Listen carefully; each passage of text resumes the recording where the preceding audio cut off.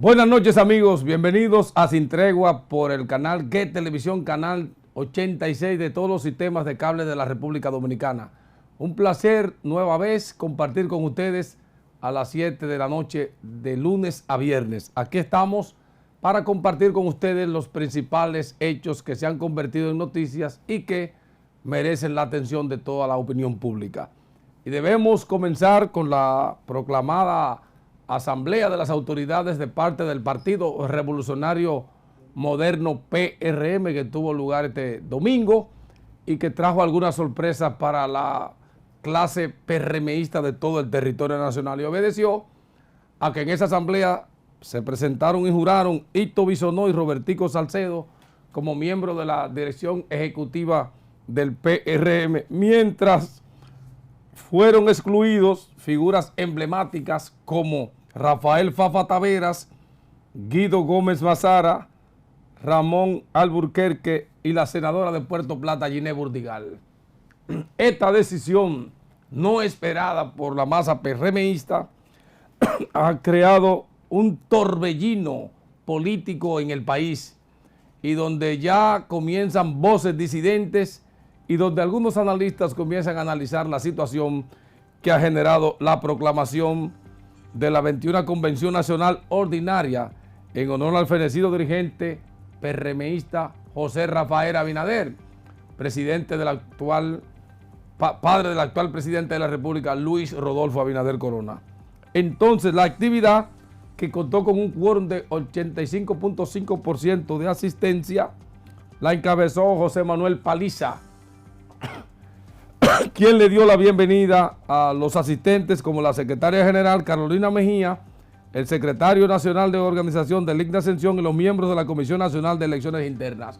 Un elemento importante en ese evento fue que el señor Roberto Furcal, destituido ministro de Educación y jefe de campaña en las pasadas elecciones del presidente Luis Abinader, fue presentado como de la Comisión Nacional Estratégica que tendrá que ver con la campaña del PRM para las próximas elecciones. Vamos a ver parte de lo acontecido en ese evento de ayer en el siguiente video. Un hijo de este partido, esculpido por las manos de cada uno de nosotros, se ha de convertir al culminar su gestión en el más formidable presidente de tiempos modernos que ha tenido la República Dominicana, el compañero Luis Abinader.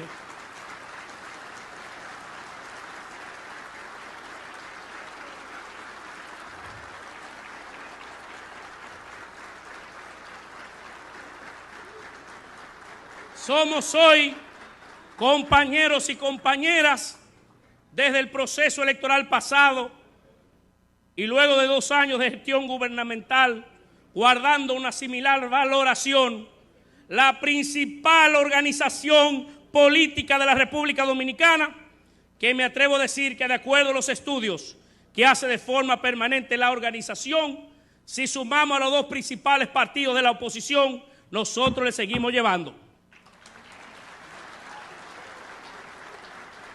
Y estamos hoy comprometidos, compañeros y compañeras, a trabajar y que se oiga bien donde tenga que escucharse por 4 años más.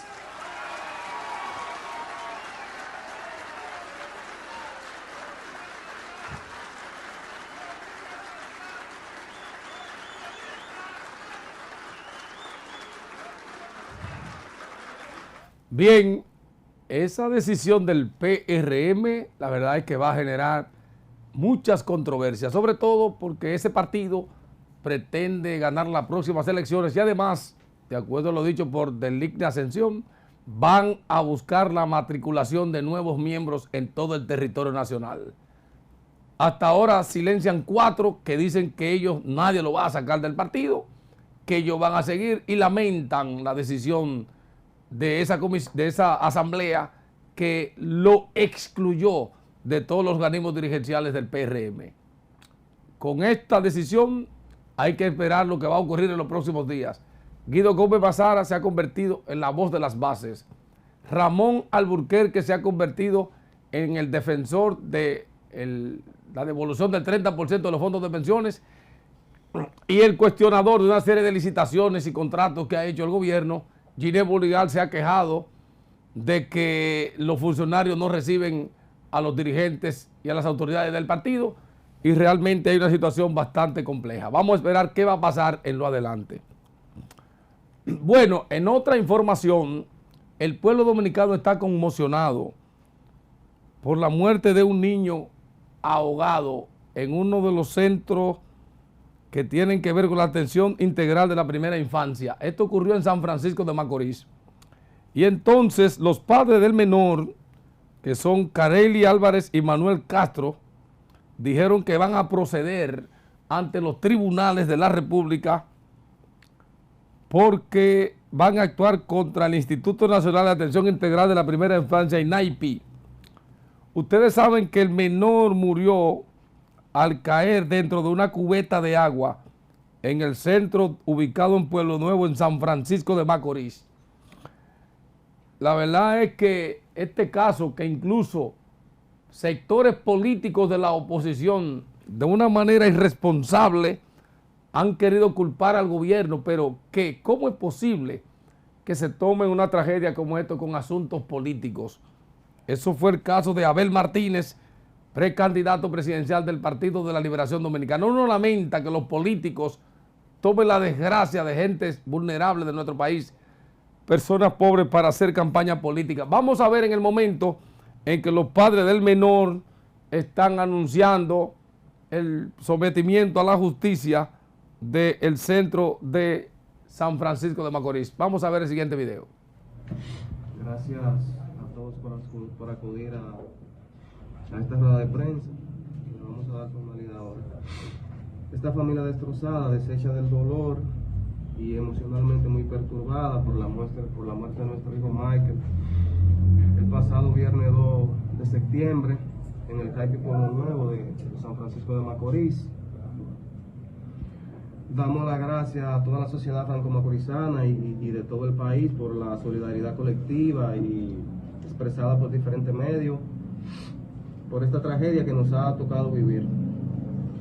Sobre las circunstancias en que falleció nuestro hijo, tenemos muchas interrogantes que esperamos encuentren respuestas claras, contundentes y objetivas en la investigación que lleva a cabo el Ministerio Público y en los resultados de la autopsia que se le fue practicada al cadáver de Michael Smith, los cuales deberán revelar en detalles las circunstancias en que se produjo su muerte.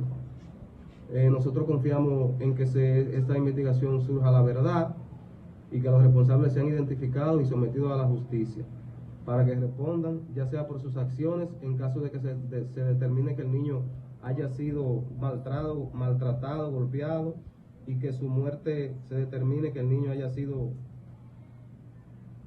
por negligencia, imprudencia, si en caso de que ese fuera el caso, de parte de quienes tenían la custodia del niño y la reposición. Muy lamentable este caso. Nosotros esperamos que las autoridades forenses del país, el INACIC o el Instituto Nacional de Patología Forense, puedan practicar una necropsia del cuerpecito del menor para determinar realmente de qué murió.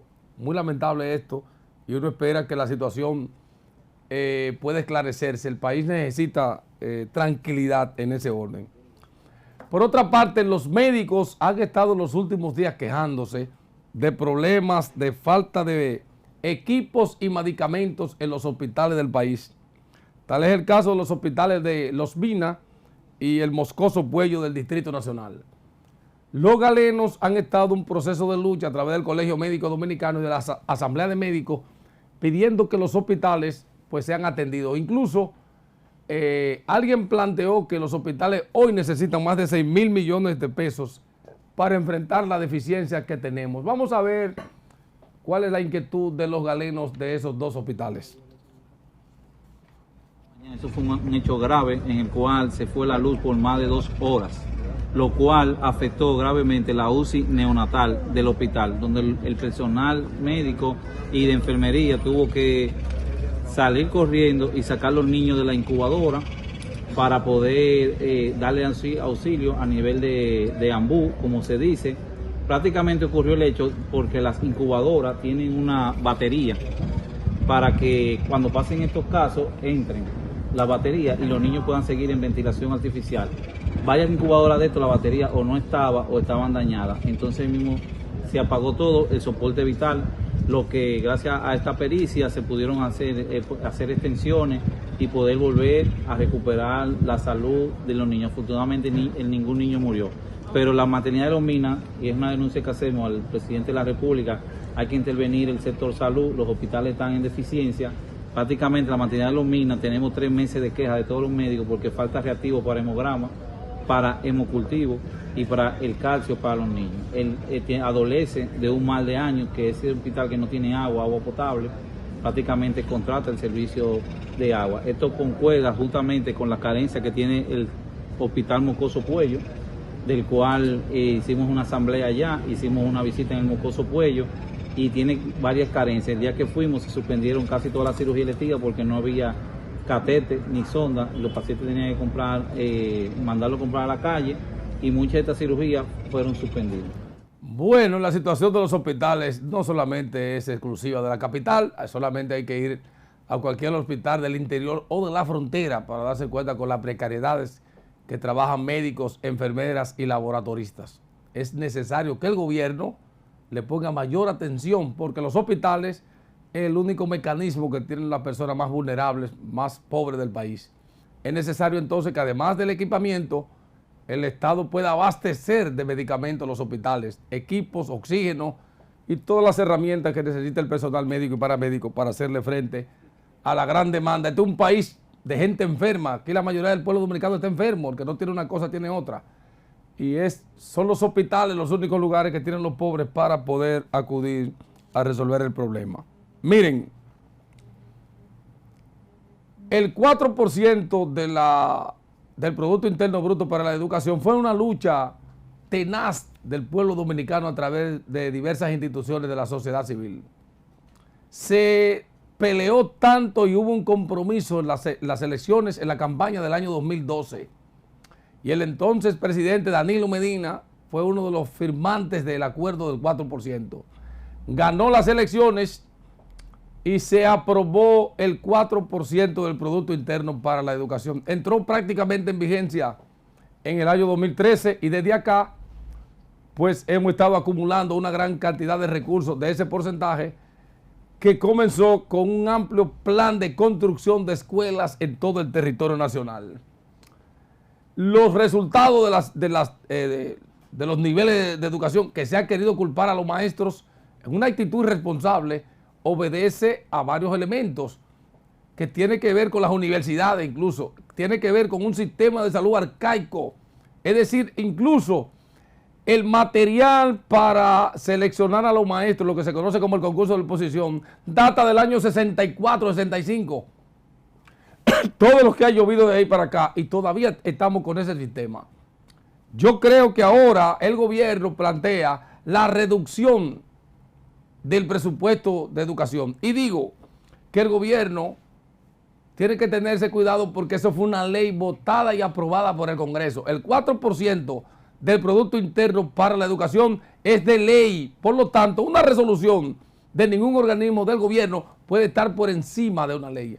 Habría que entonces, si el gobierno está interesado en parte de esos recursos, repatriarlos para los ministerios de educación, del Ministerio de la Juventud, Ministerio de Deportes y el Ministerio de Turismo, tendrá que someter una modificación a esa ley.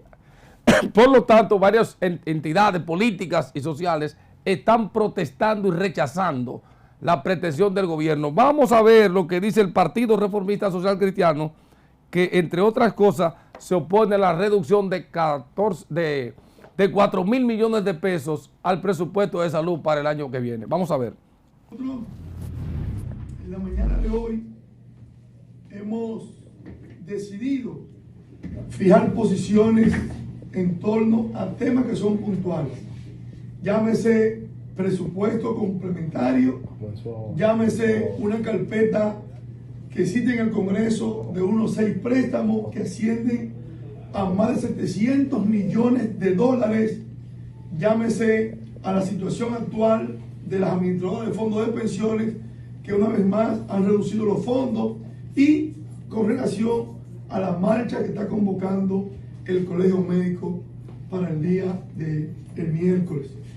Específicamente nos referiremos al primer punto, en torno al presupuesto complementario. Una comisión del partido está trabajando, preparando todos y cada uno de los detalles, tanto en torno al presupuesto complementario como en cuanto a la carpeta de préstamo que cursan en este Congreso. En lo que se refiere al presupuesto complementario, le adelantamos que el Partido Reformista se opondrá a cualquier apropiación o transferencia en lo que tiene que ver al Ministerio de Educación, porque así está consagrado en la Constitución de la República, en su artículo 63, numeral 10, que establece claramente lo siguiente. Artículo 63. La inversión del Estado en la educación, la ciencia y la tecnología deberá ser creciente y sostenida en correspondencia con los niveles de desempeño macroeconómico del país. La ley consignará los montos mínimos y los porcentajes correspondientes a dicha inversión. En ningún caso, dice la Constitución, en ningún caso se podrá hacer transferencia de fondos consignados a financiar el desarrollo de las áreas de la educación, la ciencia y la tecnología. Es un asunto constitucional, pero al parecer los asesores del presidente no le informaron que no era posible apropiarse de los fondos del Ministerio de Educación. La educación necesita en este momento el gobierno está improvisando mucho. Yo creo que hay que buscar gente que sepa primero la responsabilidad constitucional que hay. Hay que leer la Constitución. He oído y he visto legisladores que dicen tal proyecto yo ni siquiera lo vi y lo leí de una manera irresponsable, creyéndose que este es un país de tarados y estúpidos. Yo creo que cuando se está discutiendo una ley tan importante como es la ley de educación, la ley de salud pública, la ley de electricidad, la propia ley de seguridad social, que es el meollo de este gobierno y de los gobiernos dominicanos de todos, es una irresponsabilidad que no se sepa que una ley sustituye otra ley. Es un principio que no hay que ser abogado. La propia Constitución dice que cualquier resolución, ordenanza, decreto que choque con la Constitución ipso facto es ilegal. Por lo tanto, si hay que buscar modificar el presupuesto de educación o de cualquier institución del Estado, y ese presupuesto fue creado por ley, en la propia ley que manda la propia Constitución de qué mecanismo utilizar. Miren, a raíz de todos estos virus que afectan a la humanidad, lo que conocimos como COVID-19, que mantuvo al mundo 2 años en pandemia, que yo digo que fue un virus creado en el laboratorio de Wuhan, en China, y todos los que han dicho los científicos, muchos de los cuales no se leen ni se publican por América Latina por razones obvias de esta parte del universo. Ahora está esto que tiene que ver con la viruela del mono, lo que se conoce como la viruela del mono. Ahora se dice que un paciente haitiano fue detectado en la ciudad de San José de Ocoa. Dicen que es el 10º caso de viruela símica en República Dominicana. Ya las autoridades lo identificaron como el paciente número 10 en dar positivo en el país de la viruela símica. Incluso el presidente de la Regional Sur del Colegio Médico Dominicano, José Santana Tejeda, es el que da la voz de alerta. Y ya en muchos lugares del país se están tomando medidas a través del Ministerio de Salud Pública. Hay medidas que han tomado los médicos en algunos lugares. Hay zonas donde los médicos han tenido que tratar algunos casos sospechosos de esta enfermedad. Pero la BBC de Londres publicó un trabajo importante que nosotros sobre la viruela del mono queremos compartir con ustedes esta noche. Vamos a ver lo que dice la BBC de Londres. Las alarmas. La viruela del mono, una enfermedad poco frecuente que ha afectado por siglos a habitantes de África, ha comenzado a reportarse en varios países del mundo, incluidos Estados Unidos, Canadá y varias naciones de Europa. Aunque los brotes de momento son contenidos, los casos se han ido multiplicando de forma inusual y han tomado por sorpresa a los científicos que se especializan en la enfermedad. Pero, ¿qué es la viruela del mono? ¿Cómo se transmite? ¿Y qué hacer para evitar contagiarte? Eso te lo contamos en este video. La viruela del mono pertenece a la misma familia del virus que la viruela humana, una enfermedad que causó estragos hasta que se convirtió en la primera enfermedad erradicada de la historia hace más de 40 años, tras una exitosa campaña de vacunación global. De hecho, la OMS dijo que es posible que las personas vacunadas contra la viruela tengan mayor inmunidad frente a la viruela del mono. Este virus es conocido desde hace más de medio siglo, por lo que se sabe cómo actúa y cómo se transmite. Fue identificado en 1958 en unos monos de laboratorio y de ahí tomó su nombre. Sin embargo, estudios posteriores mostraron que al parecer los principales transmisores de la enfermedad eran roedores y no simios. Los casos humanos de viruela del mono fuera de África Central y Occidental son raros y hasta ahora nunca se habían registrado tantos casos de manera simultánea en varios países y muchos de ellos sin conexión aparente o sin historiales de viaje a África.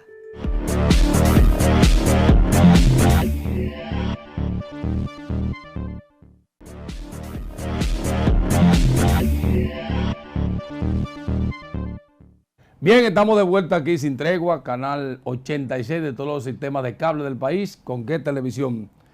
Y para nosotros es un placer que ustedes estén con nosotros, pero esta noche tenemos a un invitado importante para toda la opinión pública dominicana. Se trata de César Fernández, quien es secretario de propaganda de la Fuerza del Pueblo, partido que lidera el doctor Leonel Fernández. Buenas noches, César. Bueno, buenas noches, Johnny. De verdad un privilegio es nuestro y nuestro partido estar aquí en Sin Tregua, dirigiendo la opinión nacional, porque tú eres un líder de opinión y si la Fuerza del Pueblo tiene este chance hay que aprovecharlo. Gracias. Definitivamente. ¿Cómo están ustedes actualmente en el país? ¿Cómo va la Fuerza del Pueblo? Mira, la Fuerza del Pueblo, orgullosamente, gracias a un trabajo sistemático, metódico que venimos haciendo desde nuestro nacimiento el 20 de octubre del 2019, ya hoy es una gran realidad la Fuerza del Pueblo. Recordar que tuvimos muchas vicisitudes y fuimos a un proceso electoral prácticamente siendo un embrión como partido, y el éxito de ese proceso electoral dio 9 senadores, ya 18 diputados, 40 y pico de alcaldes, ya en un congreso donde creamos nuestro estatuto, nuestra declaración de principios, la formación del partido, todo esto en pandemia, en plena pandemia. Y ya al día de hoy tenemos unos 1000 miembros en nuestra dirección central, nuestra dirección política conformada, 57 secretarías que rigen los diferentes temas nacionales en el partido y una estructura, lo más importante, la estructura provincial, municipal y de circunscripción. Y por supuesto en todos los distritos municipales. Estamos conformados. Y como lo dicen todas las encuestas, nuestro partido y nuestro líder, el doctor Fernández, es el líder de la oposición. Es decir, que en apenas cumpliremos 3 años, ahora este 20 de octubre, y somos un partido que somos una realidad. Ya hay que hablar de la Fuerza del Pueblo, ya está claro que es el color verde. Ahora mismo acabamos de iniciar una campaña muy bonita para motivar a la inscripción al partido, hablando de temas nacionales, llena de jóvenes, de mujeres que están participando en nuestro partido. Es decir, que la Fuerza del Pueblo, a base de mucho esfuerzo, de todos los compañeros y compañeras del partido, el día de hoy es una realidad que hay que contar con ella y sobre todo para ganar las próximas elecciones. A mucha gente le ha sorprendido el ascenso que ha tenido Leonel Fernández como figura política, independientemente de que la gente vota por partido, pero también la gente ve al candidato. ¿Cuál es esa receptividad que ustedes observan en el seno del pueblo dominicano? Mira, yo te diría que Leonel no ha tenido un ascenso. Leonel ha vuelto donde siempre ha estado. Recuerda que en el 2004 Leonel gana con 2.300.000 votos. O sea, tiene una base electoral de 2 millones de votos para redondear. Y en las primarias del PLD, del 6 de octubre del 2019, obtuvo prácticamente 1 millón de votos. Ahí estaba dividido el tema con todo aquello que pasó, que no vale la pena mencionar. Ya en el partido tenemos al día de hoy inscritos formalmente, contactados, auditados y auditables, 1.300.000 miembros. De cara a que a mayo del año próximo estemos depositando ya el completivo de los 2 millones. Es decir, el presidente tendrá su base electoral natural. El partido, como usted mencionaba, ha crecido de manera horizontal. Estamos haciendo una política abierta donde la gente participa por las causas. Ya la gente no quiere un gurú que lo dirija, un sabio que es el que más sabe.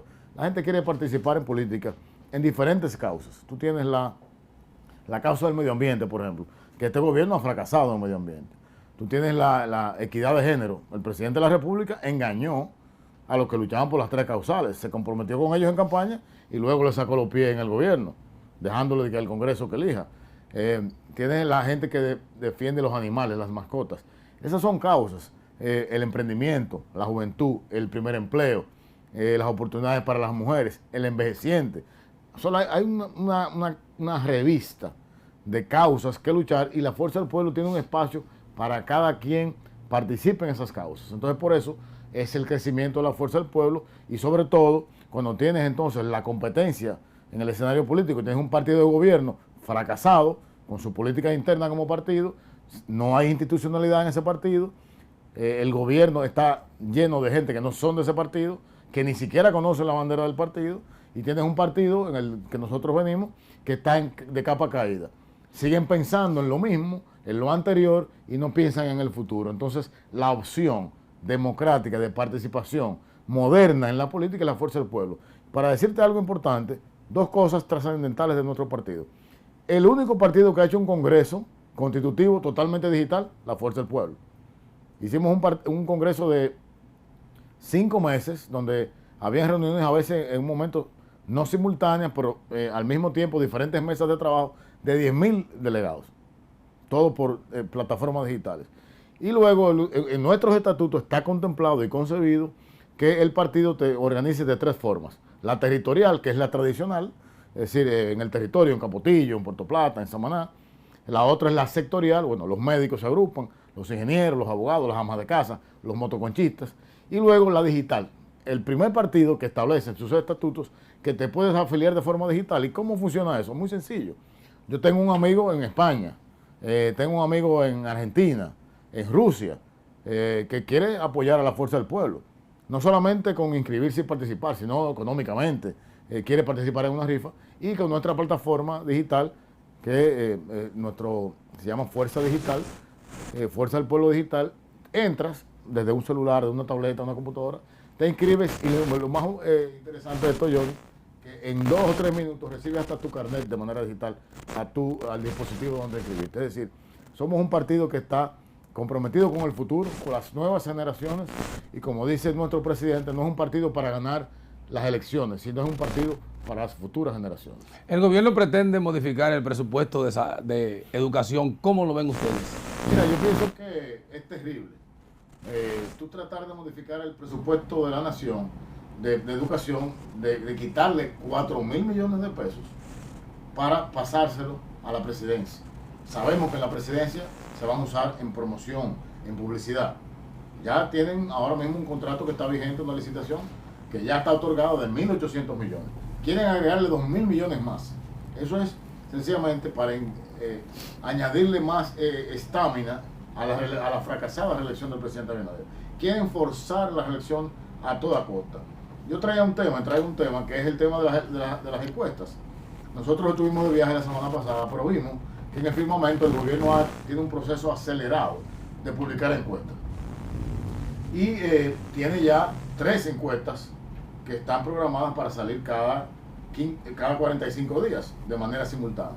Y en esas encuestas se vende un mito, se vende una falsedad, se vende un imaginario que no existe, que nada más que montarse en un carro público, ir al supermercado. Ellos dicen en todas las encuestas que el presidente de la República tiene un porcentaje mayor al que tuvo cuando fue electo. Primero, cuando fue electo hubo una abstención nunca vista en la República. De 41.2%. Eso es lo primero. Lo Sí. segundo, con la oposición dividida, o sea, había la división del PLD, también colaboró con eso. Y luego tú te vas a todo lo que ha ocurrido. Han fracasado en el manejo del COVID, han fracasado en la producción agrícola, han fracasado en el manejo de la inflación, han fracasado en la política económica, han fracasado en la inseguridad. El presidente de la República dijo en abril del 2021 que los policías iban a tener cámara, después que mataron a los pastores, lamentablemente en Villa Altagracia. ¿Y qué ha pasado? Nada. Mentira, no cumplen. Dijo que todos los policías iban a ganar $500. Solo 500 policías de 40.000 que hay están ganando $500. Entonces, no cumplen nada. Entonces, ¿cómo tú vas a decirme a mí? ¿A quién tú tienes que engañar diciéndole que tú vas a tener más del 52%? No lo tienes. Tú tienes a todo lo que no le has cumplido, empezando por los miembros de tu partido, que no hay ninguno, en el Palacio no conocen el único que está ahí es Paliza. El único miembro del PRM que está ahí es Paliza, y obviamente el presidente de la República, pero después todos los funcionarios son de la, como le dice mi amigo, mi buen amigo Guido Gómez, la popicracia. Sustituyen, se va el primer ministro, y es una gran oportunidad para que el presidente hubiera nombrado a un hombre como Andrés Bautista, un político de pies a cabeza, un caballero, un entregado a su partido. No, nombran otro amigo de la sociedad civil que representa intereses que no son ni los del país ni los de ese partido. Entonces, en ese partido hay un gran problema. Y tú me estás diciendo que te quieres reelegir. Yo tengo aquí, el gobierno tiene 3 encuestas. Sí. No sé si se la quieren ver ahora o después de la No, por la hora. Aquí Después damos la pausa. Nosotros hicimos un compendio de 3 encuestas. Como el gobierno tiene 3, también nosotros nos han llegado 3 encuestas del sector privado que la han pagado. Y, por ejemplo, la primera pregunta, ¿cómo cree usted que va el país? Si el director se le acerca un poco, sí. Vamos a ver cómo yo le enderezo. Ahí se ve bien, ahí puede ir hablando, está bien. Ahí la barra azul, sí. La barra azul dice que el país va mal. De las 3 encuestas, en marzo, junio, julio, agosto, estamos hablando que casi el 60% dice que el país va mal. Pero si se vamos a la economía personal de la gente, lo mismo, casi el 60% dicen que su propia economía va mal. Si te vas entonces, si quieres la reelección de Abinader, por supuesto que no la quiero. Si mi país va mal y si mi economía va mal, yo no quiero que el tipo que está gobernando me siga gobernando. Y perdóname la expresión de tipo, sí. Es un lenguaje popular. Sí. O sea, la gente no quiere, la mayoría no quiere que él se reelija. Y esto lo están diciendo 3 encuestas que son muy importantes. Una de ellas es la Gallup privada, para que estemos claros. Que no se puede llamar Gallup porque tiene un compromiso con medios de comunicación, pero es la Gallup privada. ¿Quién es el líder de la oposición? Ya eso está prácticamente consolidado. Prácticamente el 60% de la población dice que el líder de la oposición es... Muchísimas gracias, señor director. Dice que el líder de la oposición es el presidente Leonel Fernández. Eso viene ocurriendo desde 2020. ¿Y por qué? Porque los temas puntuales que el pueblo necesita quien los represente, Leonel los representa y la fuerza del pueblo. La gente se identifica con el que te protege, con el que te cuida. Y eso es lo que es el presidente y la fuerza del pueblo. Vamos a otra pregunta. Los principales problemas de la República Dominicana está la inseguridad, la canasta básica y el desempleo. Y la corrupción prácticamente en el último lugar. Y el gobierno no lo entiende. El gobierno no entiende que el problema de la gente es la inseguridad y comer y tener empleo. El gobierno quiere convertirse en un gobierno constructor, hacer grandes obras, no tiene los recursos, no tiene el tiempo y no tiene la capacidad gerencial. Decía yo, y déjame irme a los partidos políticos, como te decía, el PRM, por supuesto que no se ha dividido, está en un primer lugar, pero ya la Fuerza del Pueblo, como puedes ver ahí, está en un segundo claro lugar, por encima del Partido de la Liberación Dominicana. Y la última pregunta, que es por quién usted votaría. Fíjate cómo viene desde marzo, estaba el presidente Abinader encabezando, sí. Ya luego vamos a empate, hay encuestas que dan al presidente Fernández por encima, y ya hoy hay prácticamente un empate técnico en la intención de voto entre el presidente Leonel Fernández y muy distante, fíjate cómo se ve las barras moradas, ahí están los principales candidatos del PLD que no afectarían en una ronda de primera vuelta el resultado. Bien, vamos a hacer una pausa. Después de la pausa seguimos con César Fernández, dirigente de la Fuerza del Pueblo. Pausamos, volvemos en breve.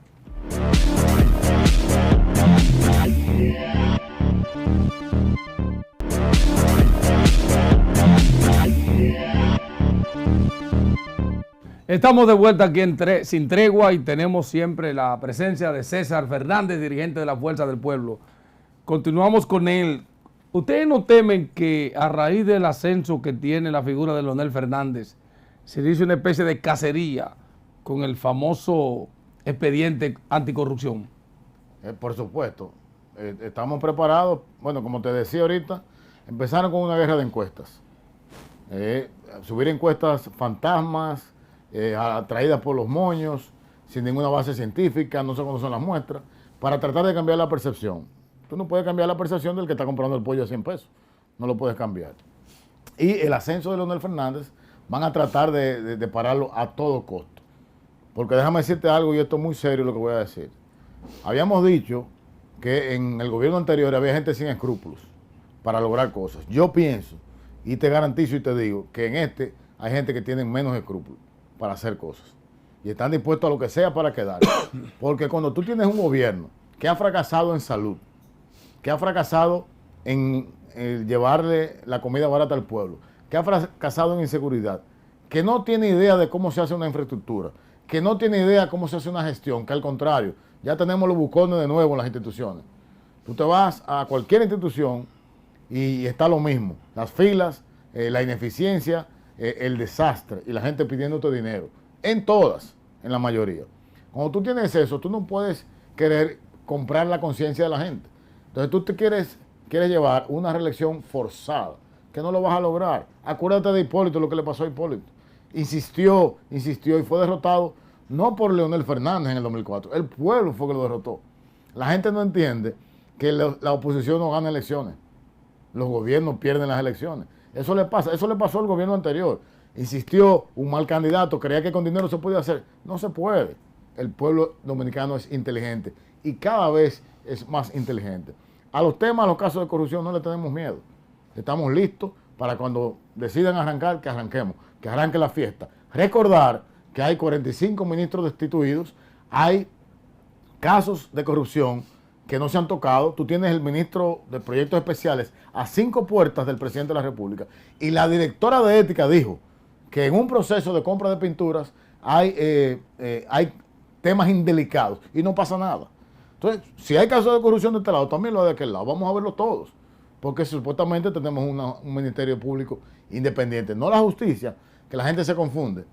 La justicia es la misma y es la justicia que le dio fortaleza a la Constitución del 2010 que proclamó Leonel Fernández y la ley orgánica del Ministerio Público, también proclamada a raíz de esa Constitución, es la que permite que hoy haya justicia, se haga justicia. Entonces, con ese tema no hay problema. Sabemos que ya el presidente Abinader ha elegido a su contendor, lo dijo el 16 de agosto cuando habló del metro.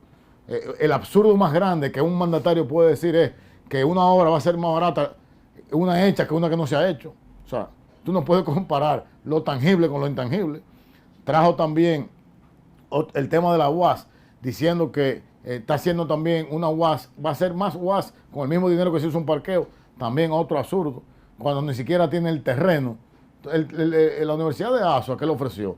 Señor, en estos días salió la declaración de utilidad pública del terreno. ¿Cómo usted hace un plano? ¿Cómo hace un diseño? No, yo digo y creo en la buena voluntad del presidente Abinader, pero creo como que a veces lo quieren engañar.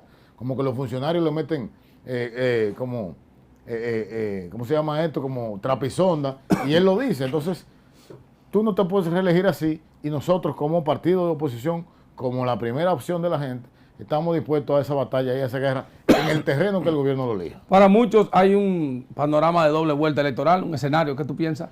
Al día de hoy hay una doble vuelta garantizada.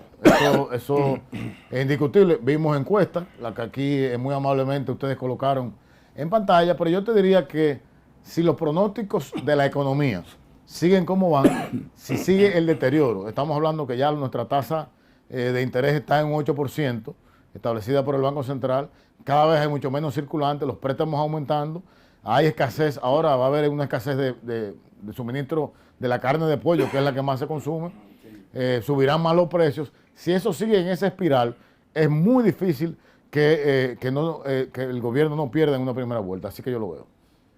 Entonces eso pudiera haber la posibilidad de una alianza entre los partidos que queden más pequeños, ¿no? El presidente Leonel Fernández siempre ha hablado de un gran frente opositor, que lo lideré la Fuerza del Pueblo, que es el partido el más grande que tiene posibilidades ahora mismo.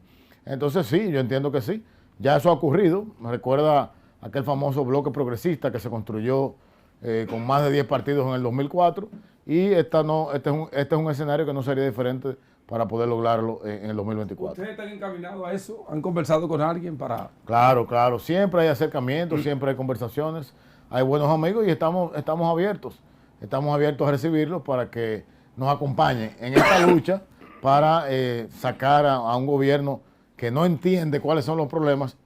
Obviamente no tiene la capacidad de resolverlo, porque como no lo entiende, no lo puede resolver. Hay una cosa, el caso de los apagones. ¿Cómo manejaron ustedes el sector eléctrico? ¿Cómo lo está manejando este gobierno? En el sector eléctrico, recuerda que la Ley de Estrategia Nacional de Desarrollo mandó un pacto eléctrico, que finalmente se firmó. La Fuerza del Pueblo lo firmó, ese pacto eléctrico.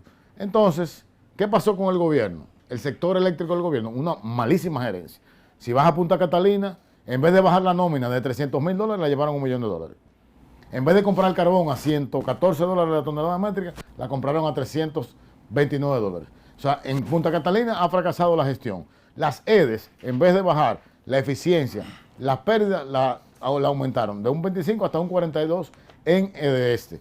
Es decir, y han aumentado también la nómina de los empleados. Entonces, han fracasado en la gestión. Por eso es que nosotros decimos a la Fuerza del Pueblo que es un gobierno que le falta gerencia. Y ojo, Johnny, y a los amigos televidentes, en la República Dominicana no hay crisis económica. El que diga que hay crisis económica está equivocado, porque un país que crece al ritmo de 5.5 de su Producto Interno Bruto todos los meses, está creciendo bien. Ahora está siendo mal manejado y mal gerenciado por el gobierno de Luis Abinader y el PRM. Gracias, César. Gracias por participar con nosotros esta noche. Gracias a ustedes. De verdad que estoy muy contento y espero que me inviten de nuevo. Así será. Bien, con la entrevista del señor César Fernández, dirigente de la Fuerza del Pueblo, terminamos el programa por el día de hoy.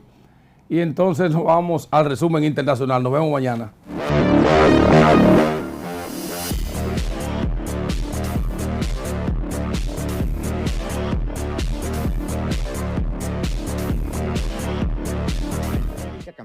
La mayoría de los chilenos votó por rechazar la propuesta de constitución presentada por la Convención para sustituir a la Carta Magna de 1980 que sigue vigente. Es un triunfo realmente sorprendente y eso significa que Chile es un país que rechaza el comunismo, el marxismo y el intento del comunismo por apoderarse del poder. La frustración de quienes apoyaban la reforma se hizo patente en las calles de Santiago de Chile tras publicarse los resultados. Como en primera, la vida sigue, o sea, no va a cambiar mucho, pero ya se aprobó la idea de hacer una nueva constitución, así que ahora tomar fuerza y ver cómo hacer esta nueva constitución mejor y bien. De hecho, se registraron protestas violentas en horas de la noche. El presidente Gabriel Boric dio su palabra de insistir en la reforma constitucional. Es que me comprometo a poner todo de mi parte para construir en conjunto con el Congreso y la sociedad civil un nuevo itinerario constituyente que nos entregue un texto que, recogiendo los aprendizajes del proceso, logre interpretar a una amplia mayoría ciudadana. Los chilenos expatriados también participaron en el plebiscito. El Consulado General de Miami organizó la participación de esa comunidad. Más de 3.800 chilenos se movilizaron hacia el sur de Florida. Fue el centro de votación más importante en Estados Unidos. A la instalación acudió a votar la estrella chilena del fútbol Iván Bambán Zamorano. El centrocampista aprovechó para expresar su anhelo de una nación unida. Creo que tenemos como países sudamericanos, ver un poco el futuro con tranquilidad, con optimismo y hay que trabajar en pos de eso. Yo creo que todos tenemos que ponernos a disposición, intentar tener un país mucho más unido, mucho más con la dinámica de que todos somos importantes, todos podemos aportar, sentirnos valorados en nuestro país y así mirar hacia adelante nada más. En Estados Unidos funcionaron 8 centros de votación para los chilenos. José Pernalete, Voz de América, Miami.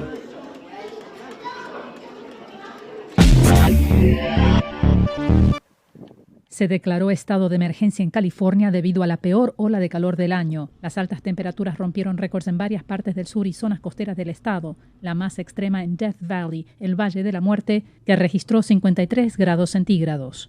La intensidad y duración se debe en parte a que esta es una ola de calor húmeda, haciéndola más peligrosa, explica Alexander Gershunov, meteorólogo investigador del Instituto de Oceanografía Scripps. La temperatura de la superficie de la Tierra no se puede bajar mucho durante la noche. Según Gershunov, esto afecta la habilidad de los humanos de regular su temperatura corporal. Cuando hay mucha humedad en la atmósfera, no podemos transpirar efectivamente para refrescarnos. Entre los más